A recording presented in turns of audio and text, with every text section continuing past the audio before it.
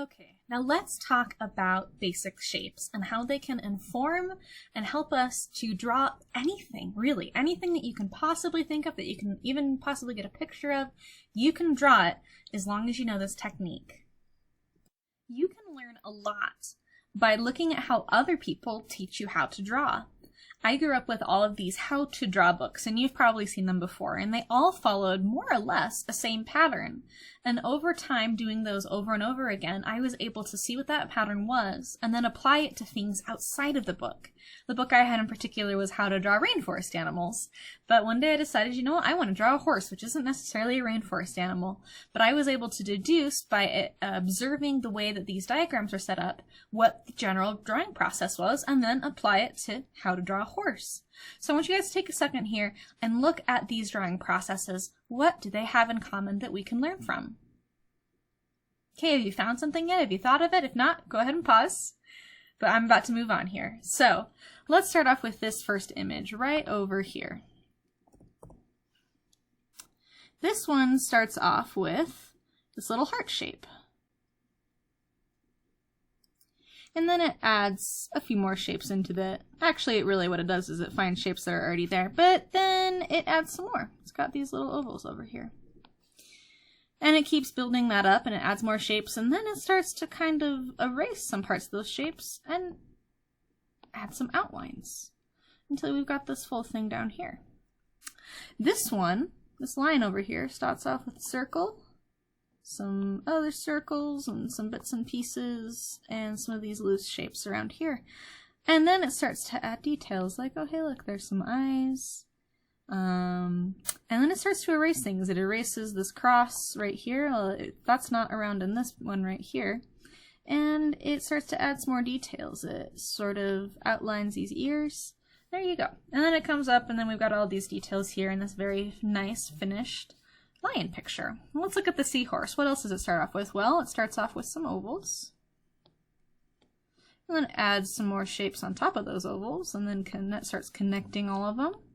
And then it starts giving us some details, like the eyes and the spines, and so on and so forth until, bam, we get this one. So what do all these have in common? Well, it's the shapes that they start off with. They all start off, in this case, with ovals, but sometimes some of them start off with rectangles, some of them start off with triangles, or plain ordinary circles, and sometimes they even start off with just lines like crisscrosses and sort of armatures, stick figure style. So that's what all these have in common, and you can apply this method to any picture that you can possibly find.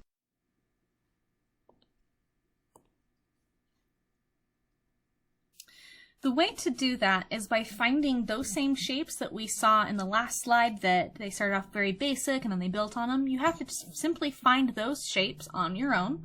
Got a little I Spy number in the reference picture that you've got. So you got to start off by first getting a reference picture, but then once you do that, you can find the basic shapes inside of it. So here are some things to keep in mind when you are looking for those basic shapes in your reference picture before you start drawing. The first and probably the most important thing is keep it simple, people. If you are doing, say for example, I'm drawing a cat, here's a cat right here. That's my cat, and I'm trying to find the basic shapes in it. I need to keep it as simple as possible. And so the basic shape would not be the equivalent of, let's get a different color, would not just simply be tracing the outline of it and say, hey, that's my basic shape. No. You want to simplify that even more. So, hey, look, there's a basic shape, and there's one, and there's one. Here's another one, and then I could even draw a crisscross so I know where the eyes and the center of the face go. But that's much more simple than if I were just to straight up outline, basically just trace the outline of it. You want to keep it as simple as possible, break it up into its respective parts, kind of almost like a puzzle. So on that same note, you don't want too many shapes. If I were to go through and try and make like a shape for this half and that half and this one, and then the shape for the eyes, and then a shape for the mouth, and then 2 triangles here. That's not a perfect example, but too many shapes doesn't work too well. But you also don't want to use too little. Just like I was saying before, don't just trace the whole thing. Get a nice happy balance in between, and as you practice, you'll get a better sense for what that's like. You want to use very simple shapes. You don't want anything more complex than ovals, circles, rectangles, triangles, and sometimes you can, you know, maybe draw an oval that has a bit of a lump to it, but really don't want it to be too much more complex than that. In fact, if I were to draw that one right there that I just did, I'd probably do it more like that, a little less complex. The more simplified that the shape is, the easier it's going to be for you to draw it when you're finished finding it on your reference picture. And on that note, it doesn't also have to fit perfectly. If for whatever reason it overlaps part of it, maybe let's say I'm drawing, let's go back to a horse. So here's my horse.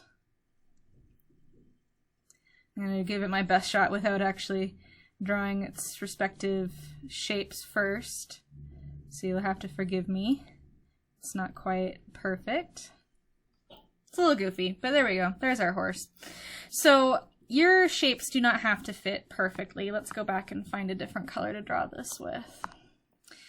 If I were to draw, I'm going to maybe put a shape there and put a shape there. And look, if you see right here, that doesn't fit perfectly. It's part of this, part of the chest kind of cuts in right here.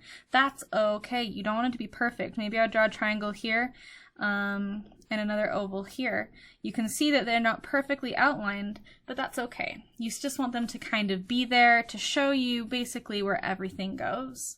And I'll repeat it again, don't create detailed outlines or don't trace it. You're trying to find that skeleton, that building blocks, and go from there. So next I'm going to show you guys a video that I recorded of how I find those shapes, and you are going to follow along later in an assignment and draw the same thing that I do and look for those basic shapes. And then we get to do some practice. Here is how to do the basic shapes drawing method. First, make sure you have your reference picture printed out and ready to go. Our brains are not very good at remembering things off the top of our heads, especially when we are drawing, so having a reference picture is critical. Now you're going to look for the most basic shapes on your reference picture. These are going to be things like ovals, rectangles, and triangles. You don't want them to follow the outline too closely, and you don't want them to be too complicated, otherwise they're going to be very difficult to copy.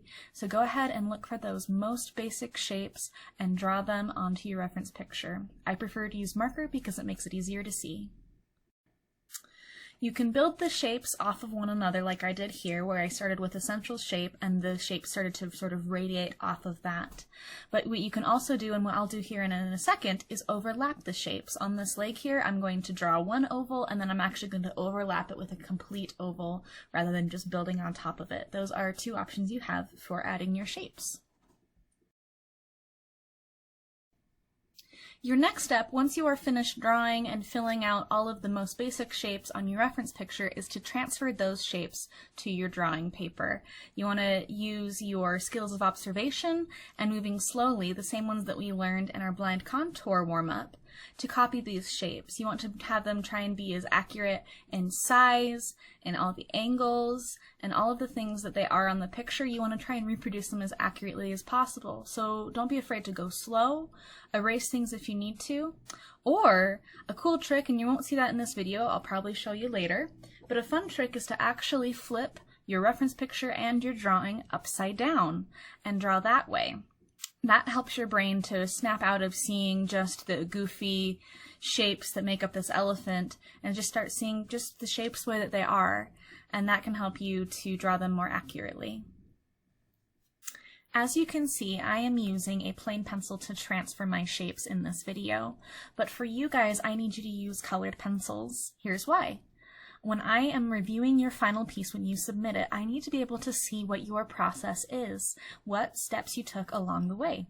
And unless you record a video of you actually drawing, I cannot see that in a final piece.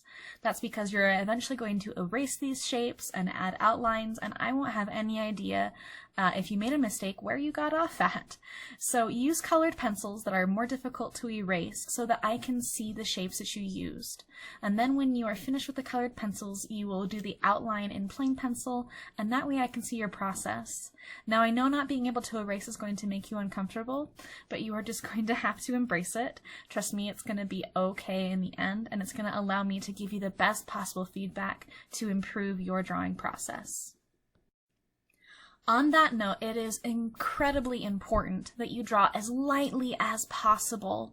This is going to also allow you to make those corrections in colored pencil, because if you draw lightly and you don't like it, then the next shape you draw, you can draw lightly again, and if you do like that revised shape, then you can fill it in darker with that colored pencil.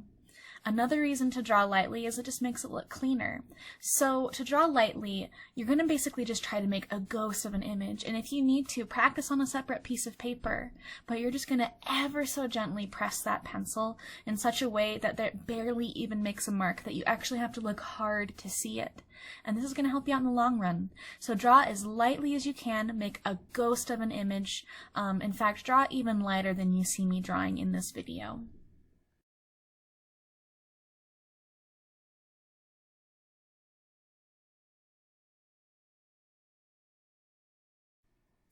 Once you have finished transferring your shapes, you will proceed on to the next step. And for this step, if you've been using colored pencils like you should for the shapes, you can put down those colored pencils and pick up your plain pencil. Now we're going to use those basic shapes as a guideline for where to put our more detailed contour. So some of these lines you're simply just going to thicken with your plain pencil, follow the same outline as the shape. Other lines you're going to add details, like here I'm going to add the eye and some of the ridges in the face and the tusks next to the trunk. And all these are things that are just details that now I've got the basic shapes, I know where to put these details now. So go ahead and add these. You don't need to worry about trying to erase any shapes yet, but use these basic shapes as a guideline for knowing where to put these more detailed aspects that you kind of glossed over when you were creating these very basic shapes. Now you're making it more detailed. One aspect of adding details is actually cutting away from the basic shapes you already have. In a second here, you're going to see me cut away from this oval to create the trunk, because that was not a detail that I wanted to put too much when I was building my basic shapes, but now I have that oval as a guideline and I'm cutting into it to create the trunk. In addition to that, I'm also going to start adding things like this tusk. So remember that your basic shapes are just a guideline. Don't be afraid to add extra things to them or even cut into them and take away from them.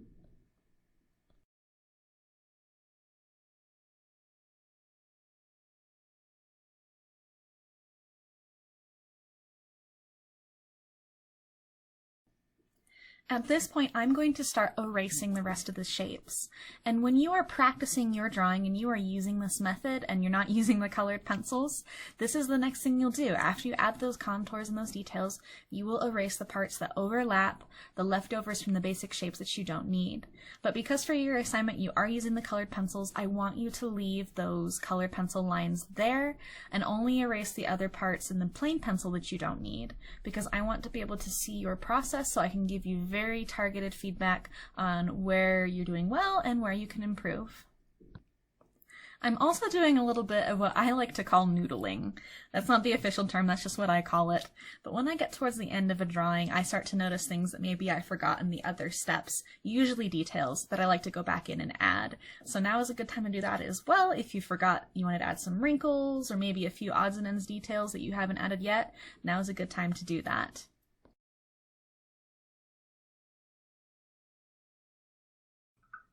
Now you've finished and you can admire your work. Good job!